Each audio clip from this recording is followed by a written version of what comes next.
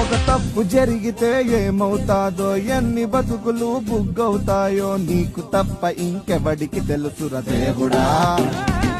మేం దేవుళ్ళం కాదు కదా దేవుడా, మేం బుర్ర తక్కువ వాళ్ళం దేవుడా. నువ్వు చూసి కూడా ఆపకు